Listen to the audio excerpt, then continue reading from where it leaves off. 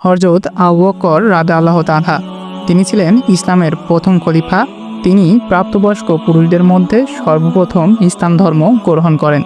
তাছাড়া তিনি ছিলেন হযরত মুহাম্মদ সাল্লাল্লাহু আলাইহি ওয়াসাল্লামের শ্বশুর এবং হযরত আয়েশার পিতা। তিনি মক্কার বিখ্যাত কুরাইশ বংশে 573 সালে জন্মগ্রহণ করেন। তার নাম ছিল আব্দুল্লাহ, আবু বকর ছিল তার ডাকনাম। ইসলাম গ্রহণ করার পর তিনি সিদ্দিক এবং আতিক খেতাব লাভ করেন। আবু বকরের পিতার নাম ছিল ওসমান, কিন্তু ইতিহাসে তিনি আবু কুহাফা নামেই সমাধিক পরিচিত। তার মাতার নাম উম্মুল খায়ের সালমা। তিনি ইসলামের প্রাথমিক যুগেই ইসলাম ধর্ম গ্রহণ করেন এবং তার পিতা ইসলাম গ্রহণ করেন হিজরি 8ম সনে। তিনি ব্যবসা করতেন এবং প্রচুর সম্পদের মালিক ছিলেন। জাহেলিয়াতের সময় তিনি ছিলেন কুরাইশদের একজন অন্যতম নেতা। তিনি ছিলেন বিভিন্ন বিষয়ের বিশেষজ্ঞ, বিশেষ করে নাসব বা বংশ সংক্রান্ত জ্ঞানে তিনি ছিলেন পারদর্শী। তার সম্পর্কে কুরাইশদের একজন নেতৃস্থানীয় ব্যক্তি দাগেনার মন্তব্য ছিল, আপনি আত্মীয়তার সম্পর্ক রক্ষা করেন, সৎ অভাবীদের সাহায্য করেন এবং অতিথিপরায়ণ। সে এই মন্তব্য করেছিল যখন কুরাইশদের অত্যাচারে আবু বকর মক্কা ছেড়ে চলে যাচ্ছিলেন। ইবনে দাগেনা তাকে যেতে দেননি, নিরাপত্তা দিয়ে ফিরিয়ে এনেছিলেন, এই সত্ত্বে যে তিনি প্রকাশ্যে সালাত আদায় করবেন না এবং কোরআন তেলাওয়াতও করবেন না। তার মন ছিল অত্যন্ত নরম। সালাত ও কোরআন তেলাওয়াতের সময় তিনি কাঁদতেন। মুশরিকদের মহিলা ও শিশুরা তাতে আকৃষ্ট হতো। কিছুদিন এই সত্য মেনে চললেও পরে আবু বকর তার নিরাপত্তা প্রত্যাখ্যান করেন। আবু বকর রাদিয়াল্লাহু তাআলা ছিলেন হালকা পাতলা গড়নের। তার 3 কন্যা ও 2 পুত্র ছিল। ছোট মেয়ে আয়েশাকে তিনি বাল্যকালেই হযরত মুহাম্মদ সাল্লাল্লাহু আলাইহি সাল্লামের সাথে বিয়ে দেন। তার অপর 2 কন্যা আসমা এবং উম্মে কুলসুমের বিয়ে হয় জান্নাতের সুসংবাদপ্রাপ্ত 2 সাহাবী জুবায়ের ও তালহার সঙ্গে। আবু বকর জাহেলিয়াতের যুগেও কখনো মদ পান কিংবা মূর্তি পূজা করেননি। তিনি মনে করতেন এটা সম্ভ্রম এবং বিবেচনা বিরোধী কাজ। সত্যের প্রতি তার অন্তর আগে থেকেই উন্মুক্ত ছিল।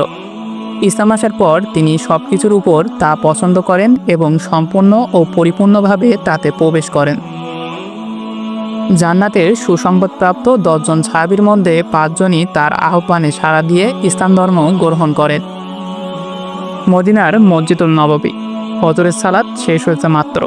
সাহাবীদের কাছে রাসূল সাল্লাল্লাহু আলাইহি ওয়াসাল্লাম জিজ্ঞেস করলেন, তোমাদের মধ্যে আজ কে রোজা রেখেছে? কে ক্ষুধার্তকে খাবার দিয়েছে? কে রোগীকে দেখতে গিয়েছে? দেখা গেল সবই করেছেন আবু বকর রাদিয়াল্লাহু তাআলা। রাসূল সাল্লাল্লাহু আলাইহি ওয়াসাল্লাম বললেন, একজন মানুষের মাঝে এত ভালো গুণ একত্রিত হতে পারে না, সে জান্নাতি হওয়া ছাড়া। মুসলিমগণ যখন 38 জনের একটি ছোট দল আবু বকর চাইলেন প্রকাশ্যে ইসলাম প্রচার করতে। অনেক অনুরোধের পর রাসূল সাল্লাল্লাহু আলাইহি ওয়াসাল্লাম রাজি হলেন। সকলে মিলে কাবায় প্রবেশ করলেন এবং বিভিন্ন কোণে অবস্থান নিলেন। প্রথমে আবু বকর উঠে দাঁড়ালেন, উপস্থিত লোকেদের ইসলামের প্রতি ডাকলেন। এতে মুশরিকরা রেগে গিয়ে আবু বকর ও অন্যান্য মুসলিমদের উপর ঝাঁপিয়ে পড়ল, এলোপাথারিভাবে মারতে লাগলো এবং পাথর ছুঁড়তে লাগলো।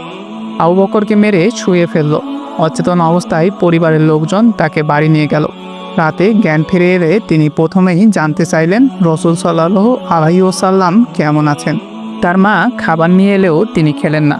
নিজ চোখে রাসূলকে না দেখা পর্যন্ত তিনি খাবেন না বলে স্থির করলেন। অবশেষে তাকে রাসূলের কাছে নিয়ে যাওয়া হলো। তার অবস্থা দেখে রাসূল সাল্লাল্লাহু আলাইহি ওয়াসাল্লাম কেঁদে ফেললেন। ইসলামের জন্য তিনি তার সকল সম্পদ ওয়াকফ করে দিয়েছিলেন, যা ছিল প্রায় 40,000 দিনার। কুরাইশদের যেসব দাসদাসী ইসলাম ধর্ম গ্রহণ করার জন্য নির্যাতিত হচ্ছিল, এই অর্থ দিয়ে তিনি তাদের মুক্ত করে দেন। এদের একজন হলেন বিলাল রাদিয়াল্লাহু তাআলা, যিনি ইসলামের প্রথম মুয়াজ্জিন। বিলালকে তার মালিক উমাইয়া মরুভূমির তপ্ত বালুতে প্রখর রোদে চিৎ করে বুকের উপর পাথর দিয়ে শুয়ে রাখত, আর বিলাল শুধু বলতেন আহাদ আহাদ। আবু বকর 5 উকিয়া স্বর্ণ দিয়ে তাকে কিনে নেন এবং মুক্ত করে দেন। তিনি নানাভাবে আল্লাহর রাস্তায় তার সকল সম্পদ ব্যয় করেন। রাসূল সাল্লাল্লাহু আলাইহি ওয়াসাল্লাম বলেছেন, আমি প্রতিটি মানুষের ইহসান পরিশোধ করেছি, কিন্তু আবু বকরের ইহসানসমূহ এমন যে তা আমি কখনো পরিশোধ করতে পারবো না। তার প্রতিদান দেবেন আল্লাহ। তার অর্থ আমার উপকারে যেমন এসেছে অন্য কারোর অর্থ তেমন আসেনি। সাহাবীদের জন্য তিনি ছিলেন মুক্তহস্ত, উদার। তাবুকের যুদ্ধে তিনি তার সকল সম্পদ দান করে দিয়েছিলেন। রাসূল সাল্লাল্লাহু আলাইহি ওয়াসাল্লাম যখন তাকে প্রশ্ন করেছিলেন, তোমার পরিবারের জন্য কি রেখে এসেছো, তিনি তখন উত্তর দিয়েছিলেন, তাদের জন্য আল্লাহ ও তার রাসূলই যথেষ্ট। আবু হুরায়রা রাদিয়াল্লাহু তাআলা বর্ণিত একটি হাদিসে এসেছে, রাসূল সাল্লাল্লাহু আলাইহি ওয়াসাল্লাম বলেছেন, যে ব্যক্তি আল্লাহর রাস্তায় কোনো একজোড়া বস্তু দান করবে তাকে জান্নাতের একটি দরজা থেকে ডাকা হবে, হে আল্লাহর বান্দা, এটি তোমার জন্য উত্তম।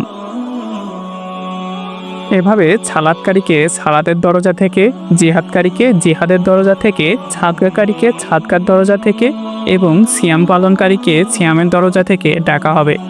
আবু বকর জিজ্ঞেস করলেন, কাউকে কি সবকটি দরজা থেকে ডাকা হবে ইয়া রাসূলুল্লাহ?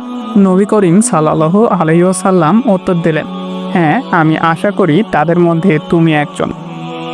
আখিরাতের কল্যাণ কাজে এবং আল্লাহর সন্তুষ্টি আদায়ের ব্যাপারে আবু বকর ছিলেন অগ্রগামী।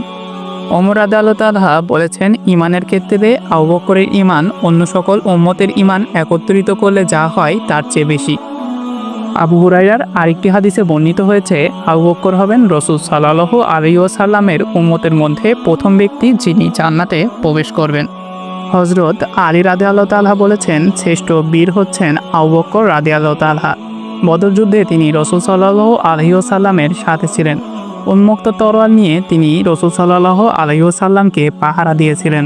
সে সময় কাফিরদের বাহিনী ছিল মুসলিম বাহিনীর 3 গুণ। বদর যুদ্ধে আবু বকরের পুত্র আব্দুর রহমান ছিলেন কুরাইশদের পক্ষের যোদ্ধা।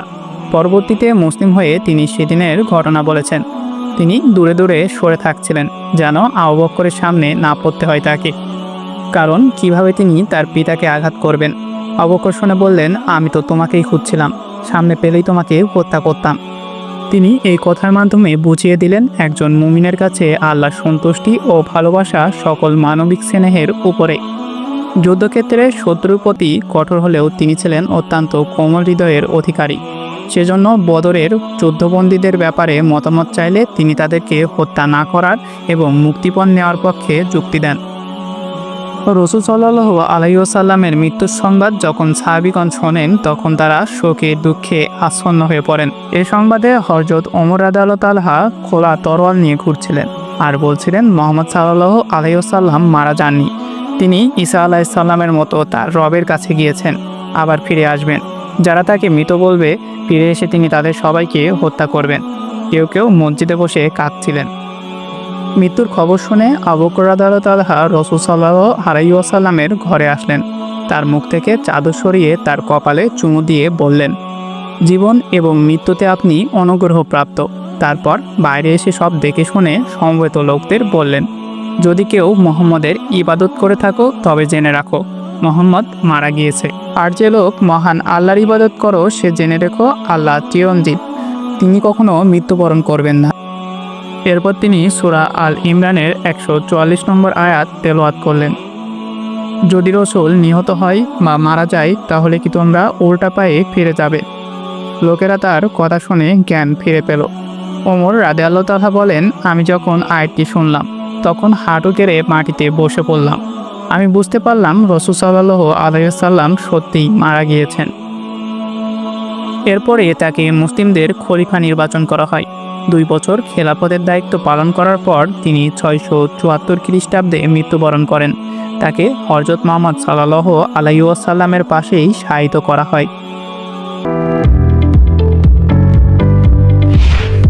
এই ধরনের ভিডিও নিয়মিত দেখতে বুক অফ স্টোরি চ্যানেলটি সাবস্ক্রাইব করে আমাদের পাশেই থাকুন।